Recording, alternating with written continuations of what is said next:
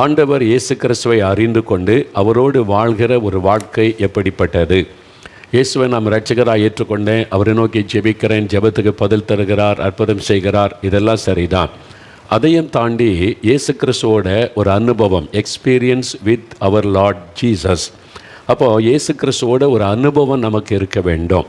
வெறுமனை தேவைக்காக ஜெபிப்பது மாத்திரம் கிறிஸ்தவ வாழ்க்கை அல்ல. இப்போ பாருங்கள், எக்ஸாம் வந்துட்டால் படிக்கிற பிள்ளைகள் எல்லாம் ரொம்ப பக்தியாக மாறிடுவாங்க. பைபிள் எடுப்பாங்க, ஜெபம் பண்ணுவாங்க, யார்கிட்டையும் ஜெபிக்க சொல்லுவாங்க. அது மாதிரி எக்ஸாம் முடிஞ்ச பிறகு சிலர் அதை ஃபாலோ பண்ணுவாங்க, சிலர் அதோடு மறந்துடுவாங்க. அந்த மாதிரி அல்ல கிறிஸ்தவ வாழ்க்கை என்பது. அனுதினமும் ஆண்டவரோடு வாழ்வது, ஆண்டவரோடு நெருங்கி ஜீவிப்பது. அது மாத்திரம் இல்லாதபடி புதுவிதமான அனுபவங்களை ஆண்டவர் நமக்கு தருகிறார். இந்த அனுபவங்களை குறித்து நம்ம அறிந்து கொள்ள உதாரணத்துக்கு சில காரியத்தை சொல்கிறேன்.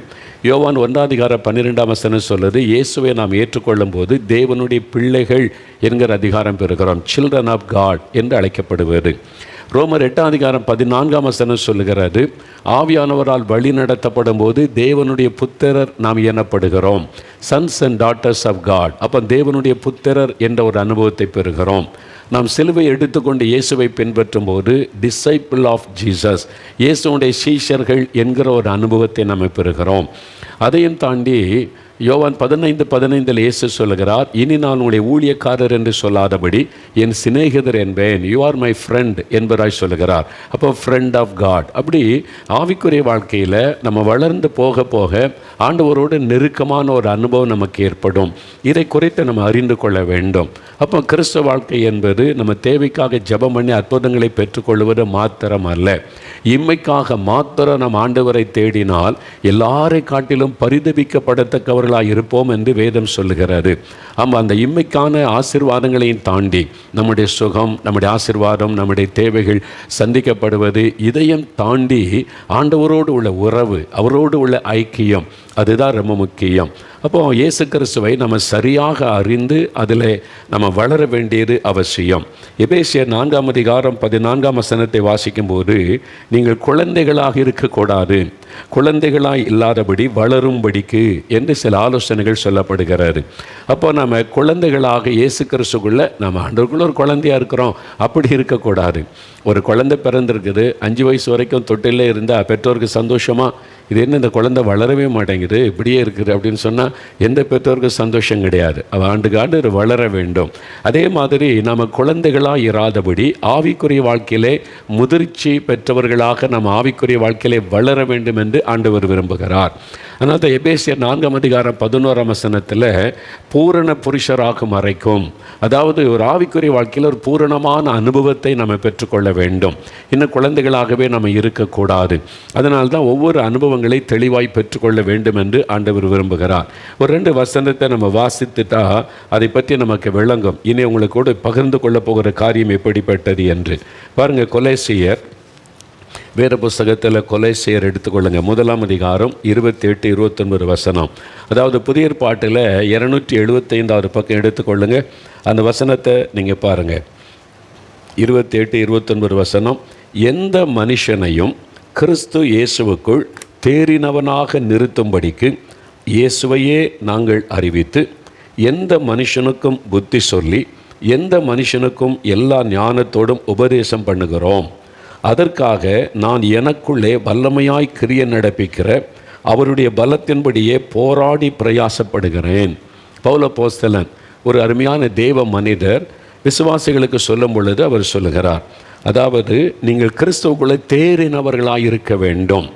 இயேசு கிறிஸ்துவுக்குள்ளே தேறினவர்களாக ஒரு மெச்சூரிட்டி என்ற ஸ்பிரிச்சுவல் லைஃப், ஆண்டவரோடு உள்ள வாழ்க்கையில் இயேசுவை பற்றி தெரிந்திருக்கிறதுல ஒரு தேறினவர்களாக நம்ம இருக்கணுமா.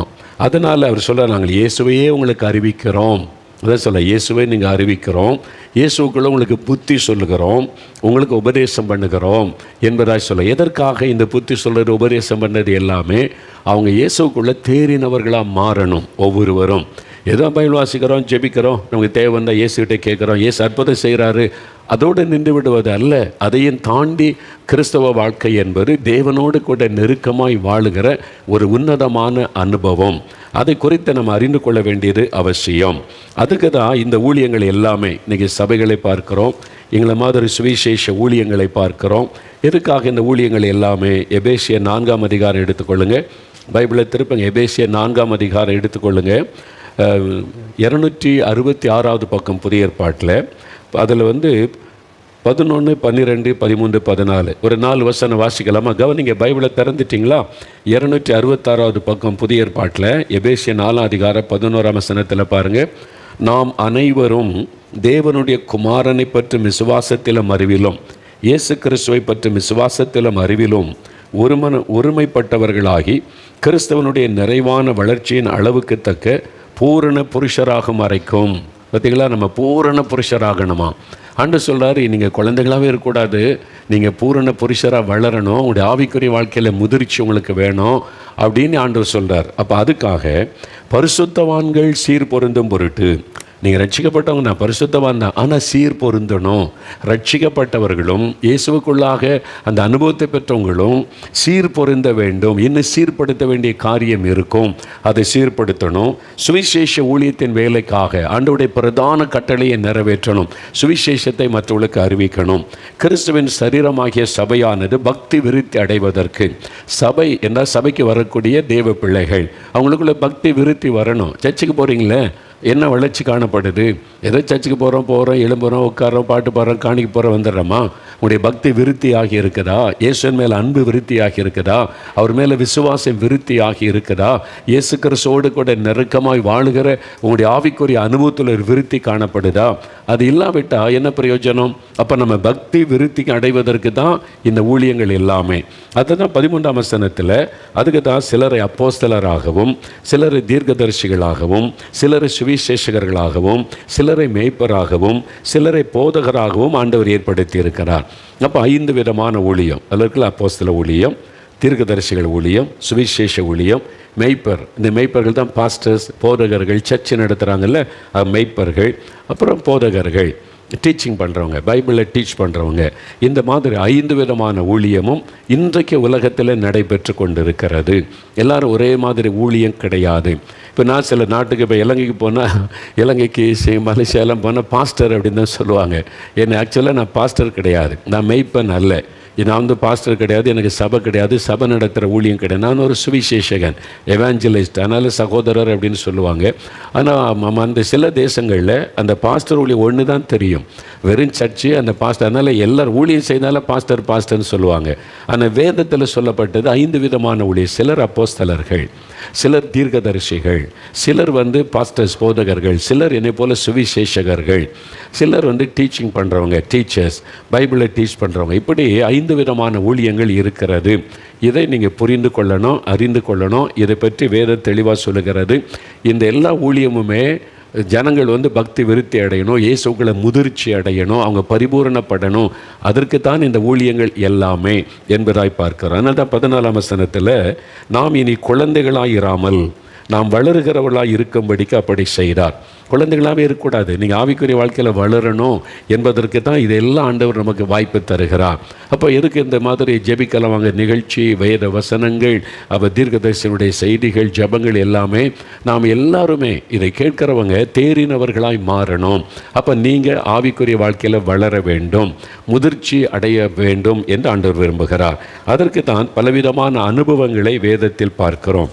அதில் முதலாவது அனுபவம் என்ன அப்படின்னு பார்த்தீங்கன்னா, முதலாவது அனுபவம் என்ன அப்படின்னு பார்த்தீங்கன்னா, தேவனுடைய பிள்ளைகள் என்கிற அனுபவம். யோவான் 1ஆம் அதிகாரம் 12ஆம் வசனம் எடுங்க, எல்லோரும் பைபிளை திருப்புங்க. யோவான் 1ஆம் அதிகாரம் 12வது வசனம் பைபிளில் திருப்புங்க.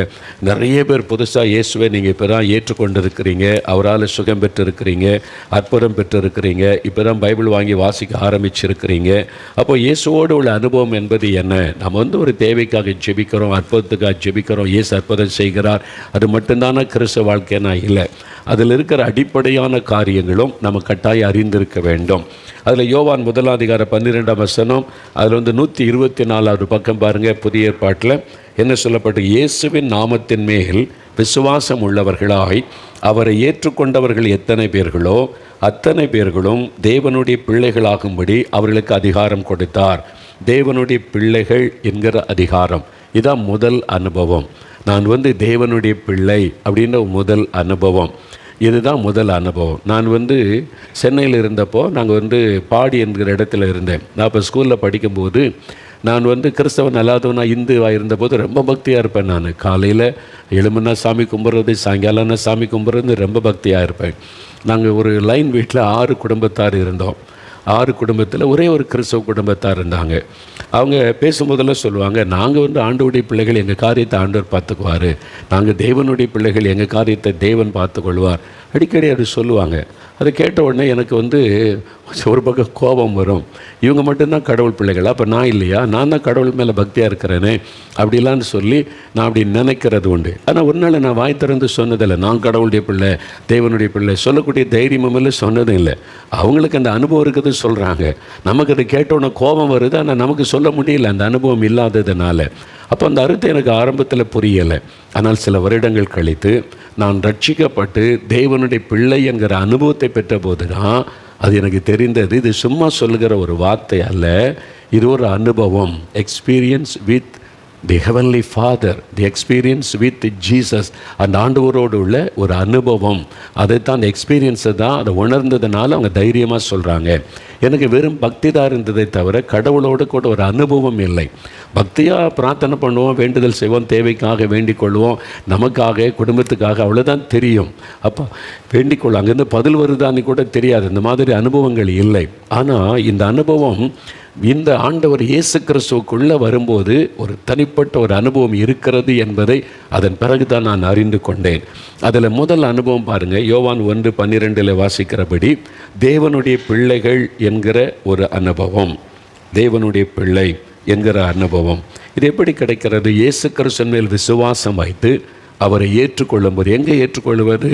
நம்முடைய உள்ளத்தில் அவரை ஏற்றுக்கொள்வது. நான் சொல்லல, நம்முடைய சரீரம்தான் ஆண்டவர் வாசம் பண்ணக்கூடிய தேவாலயம். அப்போ நமக்குள்ளே அவர் வாசம் பண்ணுகிறார். அவரே நம்முடைய வாழ்க்கையில் நமக்கு சொந்தமாக இரட்சகராக ஆண்டவராக என் கூட இருக்கணும், எனக்கு தகப்பனாக நீங்கள் இருக்கணும், எனக்கு தாயாக நீங்கள் இருக்கணும், எனக்கு சிநேகிதராக இருக்கணும்னு சொல்லி இயேசுவை நம்முடைய வாழ்க்கையில் ஏற்றுக்கொள்ளும் போது முதலாவது நமக்கு கிடைக்கிற அனுபவம் தேவனுடைய பிள்ளை என்கிற அனுபவம். சில்ட்ரன் ஆஃப் காட், நான் தேவனுடைய பிள்ளை அப்படின்னு சொல்கிறது, இவங்க தேவனுடைய பிள்ளை அப்படின்னு சொல்லுகிற ஒரு அனுபவம். இந்த அனுபவத்தை எப்படி பெற்றுக்கொள்வது அப்படின்னு சொன்னால், இயேசுவை விசுவாசித்தால் மட்டும் போதுமா? இல்லை, விசுவாசித்து அவரை ஏற்றுக்கொள்ள வேண்டியது அவசியம். ஏற்றுக்கொள்ள என்ன செய்யணும்? அப்போஸ்தலர் நடபடிகள் 3:20 பாருங்கள். அப்போஸ்தலர் நடபடிகள் 3:20 ஒரு காரியம் சொல்லப்படுகிறது. தெய்வ மனிதர் மூலமாய் தேவனுடைய வார்த்தை சொல்லப்படுகிறார். உங்கள் பாவங்கள் நிவிர்த்தி செய்யப்படும் பொருட்டு நீங்கள் மனம் திரும்பி குணப்படுங்கள். அந்த வசனத்தை பார்த்தீங்களா? அப்போஸ்தலர் 3:20 164 பக்கம் என்ன சொல்லியிருக்கிறது? உங்கள் பாவங்கள் நிவிர்த்தி செய்யப்படும் பொருட்டு நீங்கள் மனம் திரும்பி குணப்படுங்கள். அப்போது முதலாவது நம்ம தேவனுடைய பிள்ளை ஆகணுமானா நம்முடைய பாவம் மன்னிக்கப்படணும். பாவம் மன்னிக்கப்படணுமானா மனம் திரும்பி குணப்படணும். இப்போ சில சாட்சி சொல்லும்போது சொல்கிறாங்கல்ல, ஆண்டவர் என் பாவத்தை உணர்த்தினார், அப்போ நான் கண்ணீரோடு என் பாவத்தை அறிக்கை செய்து ஜெபம் பண்ணினேன். அதான் மனம் திரும்புதல். ஐயோ, நான் போய் கொண்டிருக்கிற பாதை சரியில்லை, நான் செய்து கொண்டிருக்கிற காரியம் சரியில்லை, இது பாவம், இது தேவனை துக்கப்படுத்துகிற காரியம், ஆண்டவரே என்னுடைய பாவத்தை எனக்கு மன்னிச்சிருங்க அப்படின்னு பாவத்தை உணர்ந்து மனம் திரும்பி இயேசுகிட்ட அறிக்கை செய்யும்போது நம்முடைய பாவத்தை ஆண்டவர் மன்னிக்கிறார். அப்போ தான் பாவ நிவிருத்தி உண்டாகிறது. அதற்கு நம்ம மனம் திரும்பி குணப்படுங்கள் என்பதாக வேதம் சொல்லுகிறது. அதுதான் முக்கியமான காரியம். இதில் இந்த பரம்பரையாக கிறிஸ்துவ குடும்பத்தில் இருக்கிறவங்களுக்கு தான் பிரச்சனை. புதுசாக வர்றவங்க உண்மையாக பாவத்தை அறிக்கை செய்து மனம் திரும்பி ரட்சிக்கப்பட்டுறாங்க. ஆனால் பரம்பரையாக வர்றவங்களுக்கு என்ன பிரச்சனைனா, அவங்க மனசில் நிறைய பேருக்கு என்ன இருக்குதுன்னா, அவங்க தான் மனம் திரும்பி வரணும், நான் கிறிஸ்துவ குடும்பத்தில் பிறந்து, என் பேர் ஜான், என் பேர் லூக், என் பேர் மேத்யூ, என் பேர் ஸ்டீஃபன்லாம் வச்சுருக்குது. நான் பக்தியாக சண்டே ஸ்கூலுக்கு போனேன். சண்டே ஸ்கூல்லே பைபிள்லாம் படிக்க ஆரம்பிச்சிட்டேன். வசனம் மனப்பாடம் பண்ணி சொல்லுவேன். நான் வந்து கப்பெல்லாம் வாங்கியிருக்கேன் எங்கள் சர்ச்சில் மனப்பாட வசனம் சொல்லி. அதனால் பக்தி ஆலயத்துக்கு போகிறேன், பக்தியாக தானே இருக்கிறேன் அப்படின்னு சொல்லி இந்த பரம்பரையாக கிறிஸ்தவங்களுக்கு வர்றாங்க பாருங்கள். அவங்களுடைய மனதில் நீங்கள் பரம்பரை கிறிஸ்தவங்களாக இருந்தாலும் நீங்களும் மனம் திரும்பி ரட்சிக்கப்பட வேண்டும். இது வேதத்தின் சத்தியம். இதை தெளிவாக நீங்கள் புரிந்து கொள்ள வேண்டியது அவசியம். ஏனென்று சொன்னால் நம்ம எல்லாருமே கிறிஸ்தவங்களோ கிறிஸ்தவர் அல்லாதவர்களோ எல்லாருமே நம்ம பாவத்தில் பிறக்கிறோம் என்று வேத வசனம் சொல்லுகிறாரு. என் தாய் என்னை பாவத்தில் கற்பம் தரித்தாள். நாம் எல்லாருமே பாவத்தில் பிறக்கிறோம். அதனால தான் பாவம் செய்கிறோம். நம்ம சிலர் என்ன நினைக்கிறோம், இல்லை அவங்க பாவம் செய்கிறதுனால தான் அவங்க பாவி, அவங்க மனம் திரும்பணும் அப்படின்னு நம்ம நினைக்கிறோம். மனம் திரும்பி ரட்சிக்கப்படணும். நான் சர்ச்சுக்கு போகிறேன், காணிக்கு போடுறேன், பக்தியாக இருக்கிறேன், நான் பீடி சிகரெட்லாம் பிடிக்கிறது இல்லை, நான் குடிக்கிறதெல்லாம் இல்லை, பக்தியாக தானே இருக்கிறேன் அப்படின்னு நினைக்கிறோம். ஆனால் இந்த பீடி சிகரெட் பிடிக்கிறது, குடிக்கிறது, இந்த மாதிரி உள்ளதான் பாவம்னு நம்ம நினைத்து கொண்டு இருக்கிறோம். ஆனால் இயேசு கிறிஸ்து சொல்கிறாரு, மனிதனுடைய உள்ளத்துக்குள்ளிருந்து, மார்க் 7:21 வாசித்தீங்கன்னா, பாவம்னா என்ன அப்படின்னு பார்த்தீங்கன்னா, பாவம் நீங்கள் சுலபமாக புரிந்து கொள்கிற மாதிரி இயேசு சொல்கிறத நீங்கள் வாசாலே தெரிஞ்சிடும். பரிசுத்த லூக்கா எழுதின சுவிசேஷம் 7:21 முதல் பாருங்கள். இயேசுவே சொல்கிறாரு ஒரு காரியத்தை.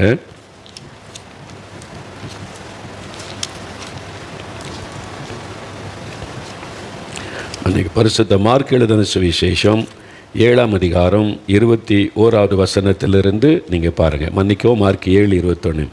எப்படி எனில் மனுஷருடைய இருதயத்துக்குள்ளிருந்து, அந்த மனுஷனுடைய இருதயத்திலிருந்து பொல்லாத சிந்தனைகளும் விபச்சாரங்களும் வேசித்தனங்களும் கொலைபாதகங்களும் களவுகளும் பொருளாசைகளும் துஷ்டத்தனங்களும் கமடும் காமவிகாரமும் வன்கண்ணும் தூஷணமும் பெருமையும் மதிகேடும் புறப்பட்டு வரும். பொல்லாங்கானவைகளாகிய இவைகளெல்லாம் உள்ளத்திலிருந்து புறப்பட்டு மனிதனை தீட்டுப்படுத்தும் என்று ஆண்டவர் சொல்கிறார். அப்போது பாவம்னா நம்ம குடிக்கிறது, வெறிக்கிறது, அது மாதிரி வெளியில் எப்படின்னா நடக்கிறது, அதெல்லாம் நான் செய்கிறது இல்லையா, பக்தியாக இருக்கிறேன்னு நினைக்கிறோம். ஆனால் நம்முடைய இருதயத்திலிருந்து புறப்படுகிற பெருமை, பொறாமை, இச்சைகள், கோபங்கள், வைராக்கியங்கள், பகைகள், இதெல்லாம் ஜென்ம சுபாவம். ஒரு மனிதன் பாவத்திலேயே பிறக்கிறதுனால அந்த ஜென்ம சுபாவம் என்கிற பாவம் இருக்கிறது. அதனால தான் இந்த உலகத்தில் பிறந்தவங்க எந்த மதத்தை சார்ந்தவங்களாக இருந்தாலும், நீங்கள் கிறிஸ்தவங்களாக இருந்தாலும் கிறிஸ்தவர் அல்லாதவர்களாக இருந்தாலும், ரட்சிப்பு என்கிற அந்த தேவனுடைய பிள்ளை என்கிற அனுபவத்தை பெறணுமானால் உங்களுடைய பாவத்தை விட்டு மனம் திரும்பி ஆண்டவருக்கு ஒப்பு கொடுத்து அந்த பாவ மன்னிப்பின் நிச்சயத்தை பெற்றுக்கொள்ளணும். அப்போ தான் தேவனுடைய பிள்ளை என்கிற ஒரு உறுதி உங்களுடைய வாழ்க்கையில் உண்டாகும். அதான் மனம் திரும்பி குணப்படுங்கள் என்று, இதுதான் ரட்சிப்பு என்று சொல்லப்படுகிறார். அப்போஸ்தலர் நடபடிகள் 2:47 வாசித்தீங்கன்னா, தேவனை துதித்து ஜனங்கள் எல்லாரிடத்தில் தயவு பெற்றிருந்தார்கள். ரட்சிக்கப்படுகிறவர்களை கர்த்தர் அனுதினமும் சபையில் சேர்த்து கொண்டு வந்தார். யாரை சேர்த்து கொண்டு வந்தாரா? ரட்சிக்கப்படுகிறவர்களை. பார்த்தீங்களா? அப்போ இது ஒரு அனுபவம், இட்ஸ் எக்ஸ்பீரியன்ஸ். அதனால் இந்த அனுபவத்தை கட்டாயம் பெற்றுக்கொள்ள வேண்டும். ரட்சிப்பு என்பது நம்ம மனம் திரும்பி இயேசுவை உள்ளத்தில் ஏற்றுக்கொள்வது. அப்போ நம்முடைய பாவங்கள் மன்னிக்கப்பட்டு தேவனுடைய பிள்ளை என்கிற ஒரு அனுபவத்தை பெற்றுக்கொள்வது தான் ரட்சிப்பு என்பது. அப்போ இதை கிறிஸ்தவர்களும் கட்டாயம் ரட்சிக்கப்படணும். நீங்கள் கிறிஸ்தவ குடும்பத்தில் பிறந்திருந்தாலும் உங்களுக்கும் இந்த ரட்சிப்பின் அனுபவம் கட்டாயமாக தேவை. அதாவது 1970களின் ஆரம்பத்தில் 72, 73வது வருஷம் நினைக்கிறேன், அந்த டைமில் தான் சென்னை டயசிஸ், சிஎஸ்ஐ டயசிஸில் ரைட் ரெவரண்ட் சுந்தர் கிளார்க் ஐயானி ஒரு பிஷப் அவங்க தேர்ந்தெடுக்கப்பட்டு வந்தாங்க. அப்போது நான் பாடி சர்ச்சில் இருக்கிறேன். அப்போ அந்த குரட்டூர் அதெல்லாம் சேர்ந்து ஒரு பாஸ்டேட் ஆகும். அந்த பகுதிக்கு அவங்க right reverend Sundar Clark bishop அவங்க வந்தாங்க. எனக்கு நல்ல ஞாபகம் இருக்குது. பிஷப் வந்திருக்கிறாங்கன்னு எல்லோரும் அந்த சபைக்கு எல்லோரும் அந்த பகுதியில் இருக்கிற சிஎஸ்ஐ சார்ந்த மக்கள் எல்லாம் வந்திருந்தாங்க. அதில் அவங்க பண்ணின முதல் பிரசங்கம், அவங்கள முதல்ல நான் பார்த்தது இன்றைக்கி எனக்கு மறக்கலை. காரணம், அவங்க பேசின அந்த காரியம் என்ன தெரியுமா? அவங்க சொன்னாங்க, ரட்சிக்கப்படாதவர்கள் திருச்சபையில் அங்கமாக இருக்க தகுதியற்றவர்கள். நான் திரும்பவும் சொல்லுகிறேன், அப்படி சொன்னாங்க. ரட்சிக்கப்படாதவர்கள் திருச்சபையில் அங்கமாக இருக்க தகுதியற்றவர்கள். அப்போது குடிகாரன், லஞ்சம் வாங்குறவன், அரசியல் பண்ணுறவன், துன்மார்க்கமாக நடக்கிறவன் சபையில் அங்கமாக இருக்கவே தகுதி கிடையாது. பிஷப்பைய சொன்ன ஒரு வார்த்தை, அதுதான் வேறு வசனம். அதனால் அவங்க ரட்சிக்கப்படலையே. ரட்சிக்கப்பட்டவங்க தான் சபையில் சேர்த்து கொள்ளப்பட்ட அந்த வசனத்தின்படி. சபையில் நீங்கள் அங்கமாக இருக்கணும்னா ரட்சிக்கப்பட்டிருக்கணும், பாவத்தை விட்டு மனம் திரும்பி இருக்கணும். இந்த அனுபவம் இருக்கிறவங்க தான் தேவனுடைய பிள்ளைகள், அவங்களுடைய கூட்டம் தான் சபை என்பதாக அழைக்கப்படுவது. பிரித்தெடுக்கப்பட்டவுடைய கூட்டம், அவங்க தான் சபை. அப்போ ரட்சிக்கப்பட்டவள் தான் ஆதி திருச்சபையில். நான் எல்லாருமே சொல்லுவேன், நான் ரட்சிக்கப்பட்டிருக்கிறேன், ஆண்டவர் கிருபையாக நான் ரட்சித்திருக்கிறான்னு எல்லாரும் சொல்லுவாங்க. உங்களால் சொல்ல முடியுமா? சிலரோட அதெல்லாம் சொல்லணுமாக்கும்? அதெல்லாம் சொல்ல வேண்டிய அவசியம் கிடையாது. இருந்தால் தானே சொல்லுவீங்க. சட்டியில் இருந்தால் தான் அகப்பையில் வரும். இந்த அனுபவம் கட்டாயம். நீங்கள் இன்றைக்கி விதண்டவாதம் பேசலாம், நாளைக்கு இயேசு வரும்போது கைவிடப்பட்டவங்களாம் நின்று போயிடுவீங்க. அறிந்து கொள்ளுங்க. அதனால் இந்த அனுபவம் கட்டாயம் அவசியம். இந்த அனுபவத்தை நீங்கள் பெற்றுக்கணும். ஏன் சொல்கிறேன்னா, எபிரேயர் 2:4 எடுங்க. பைபிள் வசனம் என்ன சொல்லுன்னு பாருங்கள். நீங்கள் நம்ம ஆளுக்கு ஒரு காரியத்தை நம்ம பேசலாம், ஆனால் வசனம் சொல்கிறதா நமக்கு. எபிரேயர் 2:4 நீங்கள் பார்த்தீங்கன்னா, அங்கே வசனத்தில் ஆண்டவர் எழுதி வைத்திருக்கிறார், இவ்வளவு பெரிதான ரட்சிப்பை குறித்து நாம் கவலையற்றிருந்தால் தண்டனைக்கு எப்படி தப்பித்து கொள்ளுவோம்? இவ்வளவு பெரிதான ரட்சிப்பு, இந்த ரட்சிப்பு என்கிற அனுபவம், பாவ மன்னிப்பை பெற்றுக்கொண்டேன், தேவனுடைய பிள்ளையாய் நான் மாறிவிட்டேன், இப்பொழுது இயேசு என்னோடு இருக்கிறார் என்கிற ஒரு அனுபவம், இந்த ரட்சிப்பை குறித்து நீங்கள் கவலையற்றிருந்தால் தண்டனைக்கு தப்ப முடியாதுன்னு சொல்லப்படுகிறாரு. அதனால் இங்கே சர்ச்சில் மெம்பராக இருக்கலாம், ஆனால் பரலோகத்தில் உள்ள தேவனுடைய அந்த சபையில், தேவனுடைய குடும்பத்தில் நீங்கள் ஐக்கியமாக இருக்கிறீங்களா? ரட்சிக்கப்படும் போது தான் பரலோக குடும்பத்தோடு நீங்கள் இணைக்கப்படுகிறீர்கள். அது இயேசுவின் இரத்தத்தினால் கழுவப்பட்ட ஒரு அனுபவம் இருக்கிறது. அதனால்தான் இவ்வளோ பெரிதான ரட்சிப்பு என்று சொல்லப்படுகிறது. நான் இயேசு என்னை சுகமாக்கினார்ல, சென்னையில் இருக்கும்போது சப்பானியாக சாக கடந்தபோது சுகமாக்கிட்டார். எனக்கு அற்புதம் நட. இயேசுவே தொட்டு என்னை குணமாக்கினார். அவரால் தொடப்பட்டேன், அவரால் குணமாக்கப்பட்டேன். இயேசுவே தொட்டு எனக்கு அற்புத சுகம் கொடுத்துட்டாரு. இப்போ நான் சர்ச்சுக்கு போக ஆரம்பிச்சிட்டேன். 3 வருஷமாக அந்த சர்ச்சுக்கு போகிறேன். பக்தியாக இருக்க ஆரம்பித்தேன். பக்தியாக ஜெபிக்கிறது, பாட்டு பாடுறது, அதெல்லாம் கரெக்டாக இருந்தேன். நான் பக்தியாக 3 வருஷம் கழிந்தது.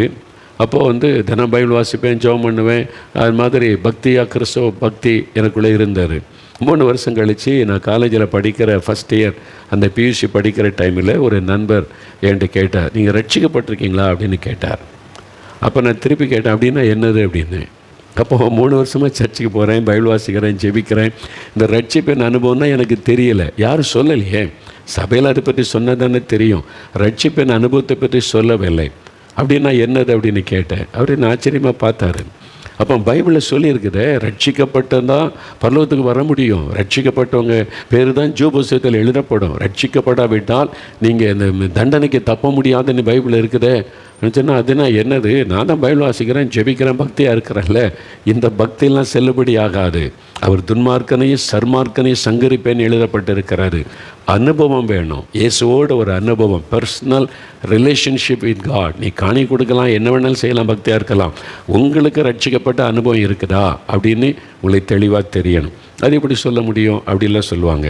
இப்போ திருமணமான ஒருத்தரை பார்த்து உங்களுக்கு கல்யாணம் ஆகிட்டா அப்படின்னு கேட்டேன்னு சொல்லுவாங்க. யோசிப்பார், அது எப்படி சொல்கிறது, கல்யாணம் ஆகிட்டா இல்லையா நீ தெரியலையே அப்படின்னா என்ன நினைப்பீங்க? கல்யாணம் ஆனால் அவருக்கு தெரியும் இல்லை, ஆமாம் கல்யாணம் ஆகிட்டு எனக்கு மனைவி இருக்காங்க, எங்களுக்கு இந்த தேதியில் இந்த சர்ச்சில் வச்சு கல்யாணம் சொல்லுவாங்கல்ல, அந்த அனுபவம் இருக்குது. அதுதான் இயேசுவோட எனக்கு அனுபவம். அவர் மணவாளன், நான் மணவாட்டி. இயேசுவோட எனக்கு நிச்சயமாயிட்டு, அவருடைய ரத்தம் என்னை கழுவிட்டு, நான் அவருடைய பிள்ளை, அவருடைய மணவாட்டியாக நான் இருக்கிறேன், வருகைக்காக ஆயத்தப்படுகிறேன். இந்த அனுபவம் உங்களுக்கு இருக்குதா? அப்படி இல்லாட்டா ரொம்ப டேஞ்சர். யோசிங்க.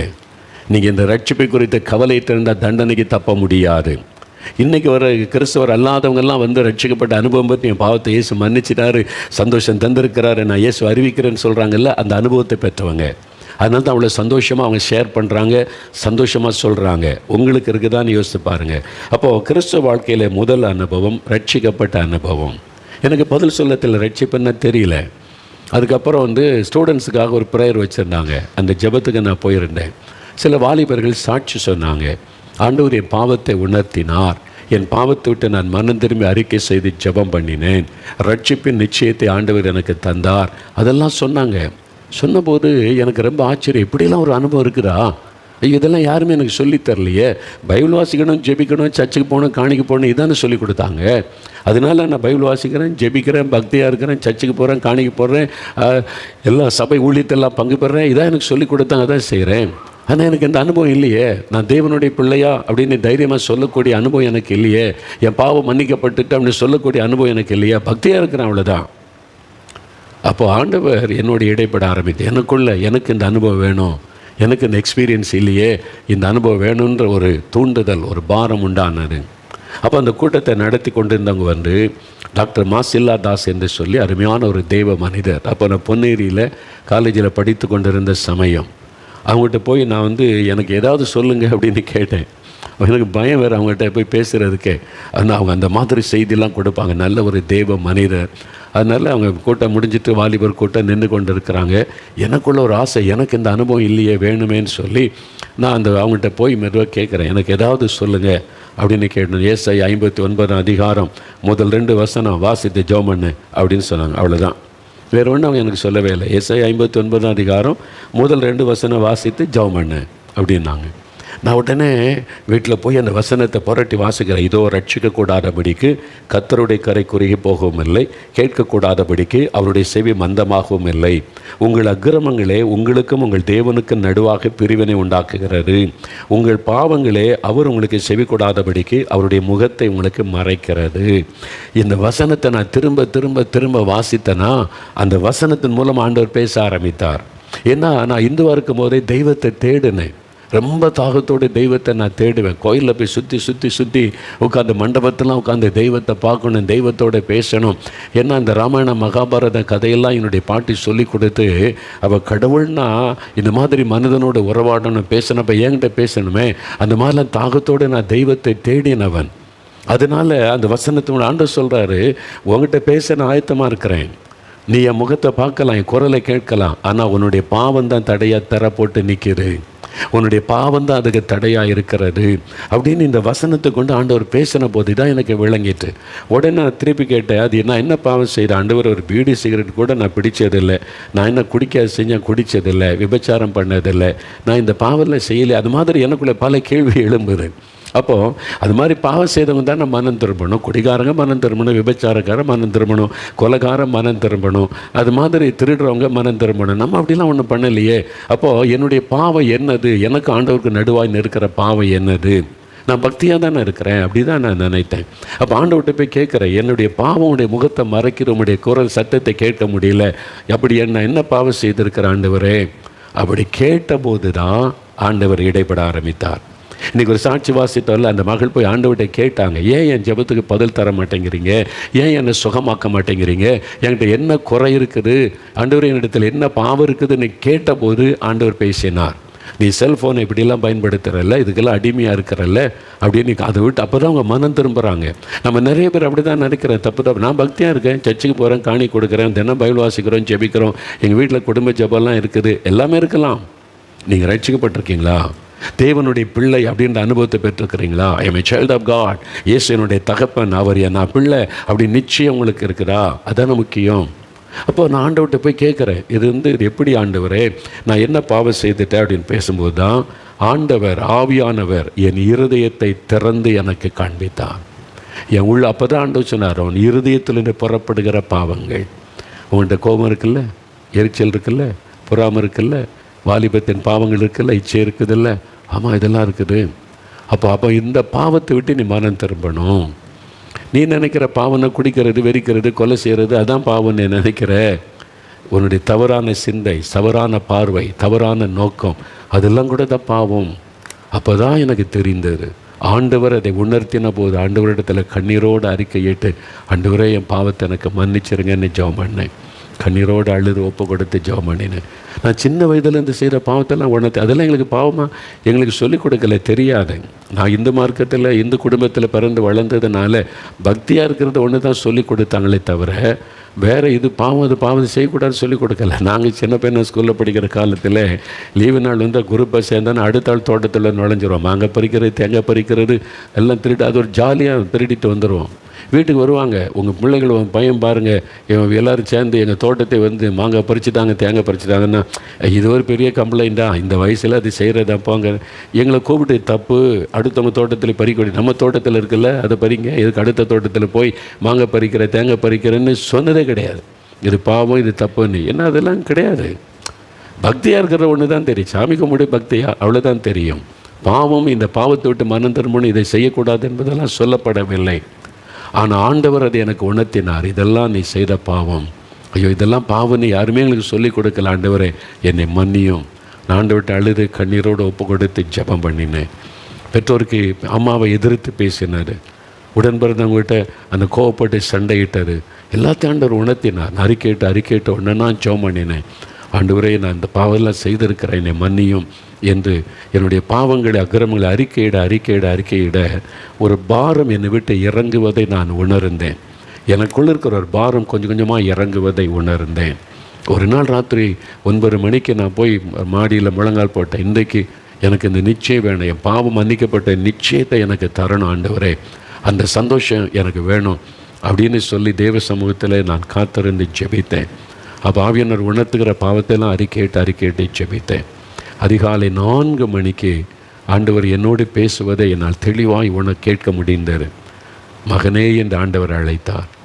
உன் பாவங்களை எல்லாம் நான் நீங்க செய்தேன் என்று சொன்னார். அதுதான் என் வாழ்க்கையில் மறக்க முடியாத ஒரு நாள்.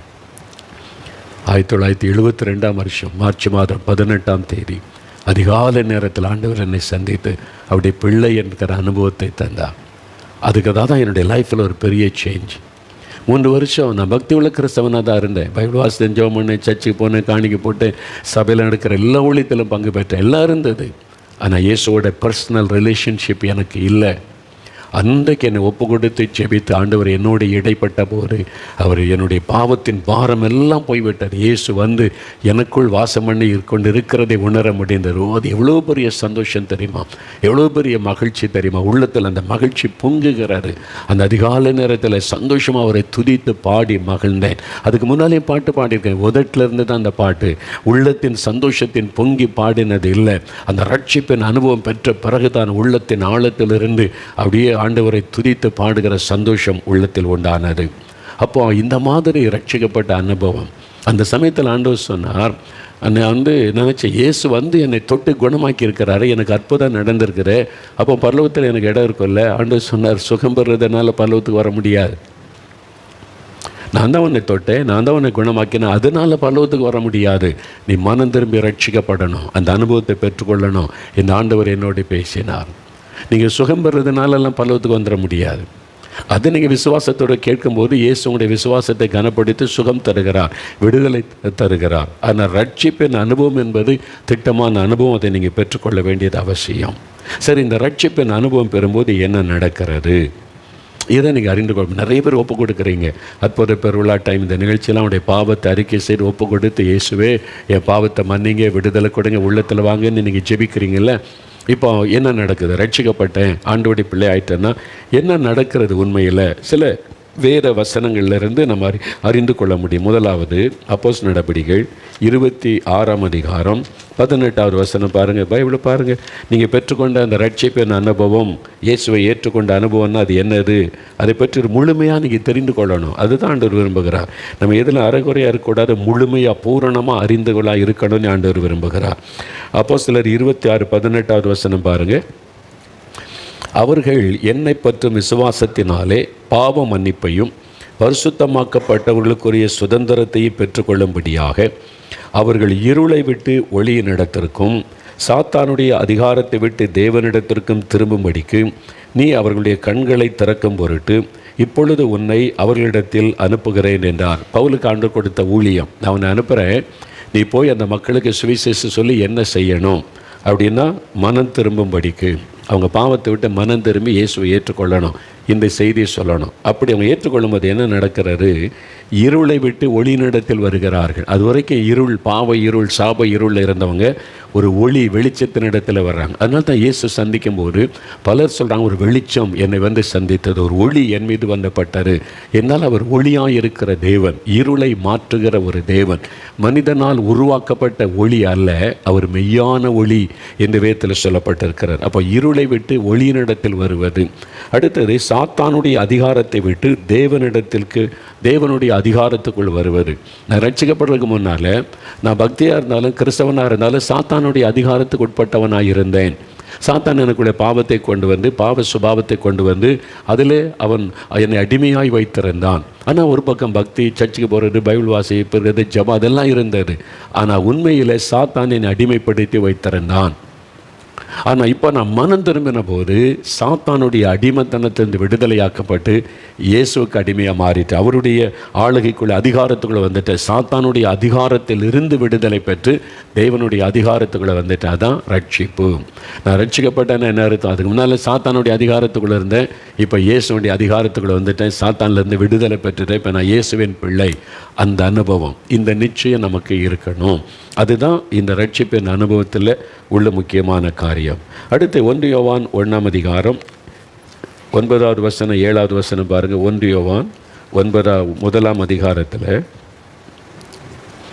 1வது பாருங்கள், 9வது வசனம் வாசிக்கிறேன். 325வது பக்கம் புதிய ஏற்பாட்டில் 1 யோவான் 1ஆம் அதிகாரம் 9வது வசனம் பாருங்கள். நம்முடைய பாவங்களை நாம் அறிக்கையிட்டால், இயேசுவனிடத்தில் வந்து ஆண்டவரே நான் பாவம் செய்துட்டேன், என்னை மன்னிச்சிருங்கன்னு பாவத்தை அறிக்கை செய்தால் பாவங்களை நமக்கு மன்னித்து எல்லா அநியாயத்தை நீக்கி நம்மை சுத்திகரிப்பதற்கு அவர் உண்மையும் நீதியும் உள்ளவராக இருக்கிறார். அப்போ இயேசுவிடத்தில் வந்து என் பாவத்தை மன்னிச்சிருங்க, என்கிட்ட இந்த பாவம்லாம் இருக்குது, எனக்கு மன்னிச்சு விடுதலை கொடுங்கன்னு சொல்லும்போது முதலாவது என்ன நடக்கிறது? நம்முடைய பாவங்கள் மன்னிக்கப்படுகிறது.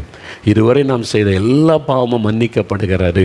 அந்த பாவத்தை ஆண்டவர் மன்னித்த உடனே தான் அந்த பாரம் நம்மை விட்டு விலகி, அந்த பாவ பாரம் விலகி உள்ளத்தில் ஒரு சந்தோஷம் உண்டாகிறது. அதான் ரட்சிப்பின் சந்தோஷம், பாவ மன்னிப்பின் சந்தோஷம். பாவம் மன்னிக்கப்படுகிறது. நம்ம வந்து 7வது வசனம் பாருங்கள். இயேசு கிறிஸ்துவின் ரத்தம் சகல பாவங்களை நீக்கி நம்மை சுத்திகரிக்கும். நம்முடைய இருதயம் இயேசுவின் ரத்தத்தினால் சுத்திகரிக்கப்படுகிறது. இப்போ உடம்பில் அழுக்கப்பட்டால் அதுக்கு இன்னொரு சோப்பு இருக்குது சுத்திகரிக்க. ட்ரெஸ்ஸில் அழுக்கப்பட்டால் அதை துவைச்சி அழுக்க நீக்க ஒரு சோப்பு இருக்கிறது. அது மாதிரி தலையில் அழுக்கப்பட்டால் தலையை சுத்தம் பண்ணி க்ளீன் பண்ண ஷாம்பு இருக்கிறது. இது மாதிரி ஒவ்வொன்றுக்கும் சுத்தம் பண்ணுறதுக்குன்னே ஒவ்வொரு பொருள் இருக்குதில்ல. அப்போது நம்முடைய இருதயம் பாவ அழுக்க படிஞ்சிருக்குது. அதில் பெருமை, பொறாமை, இச்சை, கோபம், எரிச்சல், பல பாவ கரைகள் பட்டு பாவம் நிறைஞ்சிருக்குது. இந்த இருதயத்தை எதை வச்சு கழுவுவது? அதுக்கு தான் இயேசு கிறிஸ்துவின் ரத்தம் சகல பாவங்களை நீக்கி சுத்திகரிக்கும். இது எப்படி நடக்கிறது? நம்ம இயேசு கிறிஸ்துவிடத்தில் வந்து ஆண்டவரே என் பாவத்தை மன்னிக்கணும், உங்களுடைய ரத்தத்தினால் என் இருதயத்தை கழுவணும்னு ஜெபிக்கும்போது நம்ம கண்ணுக்கு தெரியாத ஒரு அற்புதம் நடக்கிறது. இயேசு கிறிஸ்துவின் ரத்தத்தின் வல்லமை நம்ம இருதயத்தை கழுவி சுத்திகரித்து விடும். அப்போ அதனால தான் நம்முடைய இருதயத்தில் மாற்றம் வருகிறாரு, நம்முடைய இருதயத்தில் ஒரு மாற்றம் உண்டாகிறாரு. நம்முடைய இருதயத்தில் இருக்கிற பாவங்கள் எல்லாம் விலகின உடனே அந்த பாரம் நீங்கி விடுகிறது. உள்ளத்தில் கண்ணுக்கு தெரியாத ஒரு அற்புதம் நடக்கிற இயேசுவை ஏற்றுக்கொண்ட போது, இயேசுவே என் உள்ளத்தில் வாங்கிய பாவத்தை மன்னிங்கன்னு சொன்னபோது, அதுவரை நீங்கள் செய்த எல்லா பாவத்தையும் இயேசு மன்னித்து விட்டார். உங்களுடைய இருதயத்தை அவருடைய ரத்தத்தினால் கழுவி விட்டார். இப்போ சுத்த இருதயத்தை உங்களுக்குள்ளே தந்திருக்கிறார். அந்த சுத்தமான இருதயத்தில் தான் இயேசு வந்து வாசம் பண்ண முடியும். அவர் வந்து உங்களுக்குள்ளே வாசம் பண்ணுகிறார். புரியுதா? இதுதான் ரட்சிக்கப்படும் போது நடக்கிற ஒரு விஷயம். அப்போ அதை தான் வேத வசனத்தின் மூலமாக நம்ம தெளிவாக அறிந்து கொள்ளணும். அப்போ இதுவரைக்கும் சாத்தானுடைய அதிகார ஆளுகைக்குள்ளே இருந்தோம், இப்போ இயேசுவின் ஆளுகைக்குள்ளே வந்துட்டோம். இனிமேல் அவர் தான் நம்முடைய ராஜா, அவர் தான் நம்முடைய வாழ்க்கையின் எஜமான், அவர் தான் நமக்கு எல்லாம், அவர் தான் ஆண்டவர், ரட்சகர், எல்லாமே அவர் நம்மை ஆளுகை செய்கிறார். இதுக்கு முன்னால் சாத்தான் ஆளுகை பண்ணான், அந்த பாவத்தை செய்ய, இதை செய்ய, அதை செய்ய, இது தப்பில்லை, அது தப்பில்லைன்னு பாவத்தில் நடத்தி கொண்டு இருந்தான். இப்போ அவன்கிட்ட இருந்து நம்ம விடுதலை பெற்று இயேசுக்குள்ளே வந்துட்டோம். இப்போ இயேசு நம்மை நடத்துகிறார். அதான் ரட்சிப்பின் அனுபவம் என்பது இது ரொம்ப முக்கியம். அப்போது இந்த காரியத்தை மனதில் ஆழமாக பதித்து கொள்ளணும். நான் முன்னால் இருளில் இருந்தேன், இப்போ வெளிச்சத்தில் வந்துட்டேன், வெளிச்சத்தின் பிள்ளை. முன்னால் சாத்தானுடைய அதிகாரத்துக்குள்ளே இருந்தேன், சாத்தான் பிள்ளையாக இருந்தேன், இப்போ இயேசுவின் பிள்ளையாயிட்டேன். அவர் பரிசுத்தம் உள்ளவர், என் ஆண்டவர், என்னை ஆளுகிறவர். அவர் என்னுடைய பாவத்தெல்லாம் மன்னிச்சிட்டாரு. அவருடைய ரத்தத்தினால இருதயத்தை கழுவி விட்டார். இப்போ பாவத்தின் பாரம் இல்லை, எனக்கு ரட்சிப்பின் சந்தோஷம் இருக்குது, ஒரு மகிழ்ச்சி இருக்கிறது. இதுதான் ரட்சிப்பின் அனுபவம், தேவனுடைய பிள்ளை என்கிற அனுபவம். இந்த ரட்சிப்பின் அனுபவத்தை தான் இப்போ நான் ஆண்டவருடைய பிள்ளை தைரியமாக சொல்லலாம், இப்போ மகிழ்ச்சியாக சொல்லலாம். நான் சொன்னல, எங்கள் வீட்டு பக்கத்தில் இருந்த ஒரு தாயார் சொல்ல, நாங்கள் இயேசுவின் பிள்ளைங்க, இயேசு பார்த்து கொள்வார், கடவுளுடைய பிள்ளைங்கள்னு. அதனுடைய அர்த்தம் எனக்கு அப்போ தான் விளங்கிச்சு. சும்மா எல்லாருமே நான் ஆண்டவருடைய பிள்ளைன்னு சொல்லிட முடியாது. ஒரு குடிகாரன் எப்படி ஆண்டவருடைய பிள்ளைன்னு சொல்ல முடியும்? ஆண்டவர் அவனை நேசிப்பது உண்மை. இயேசு எல்லாரையும் நேசிக்கிறார், பாவிகளை நேசிக்கிறார்.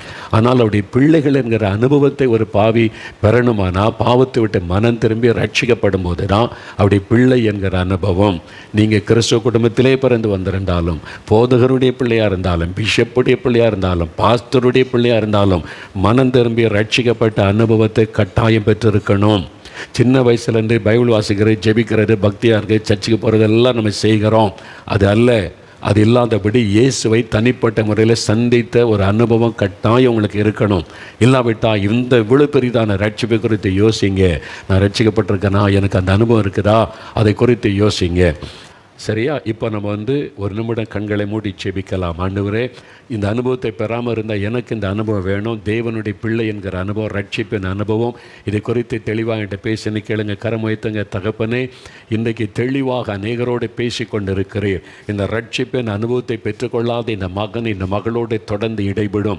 கட்டாயம் இந்த ரட்சிப்பை பெற்றுக்கொள்கிற அனுபவத்தில் ஆவியானவர் வழி நடத்தி அருளும். தொடர்ந்து அவர்களோடு பேசும். ரட்சிக்கப்பட்டவர்கள் இந்த அனுபவத்தில் உறுதியாய் நிற்க கிருபை கொடுத்து வழி நடத்தும். உமக்கே மகிமை செலுத்துகிறோம். இயேசுவின் நாமத்தில் ஜெபிக்கிறோம் பிதாவே.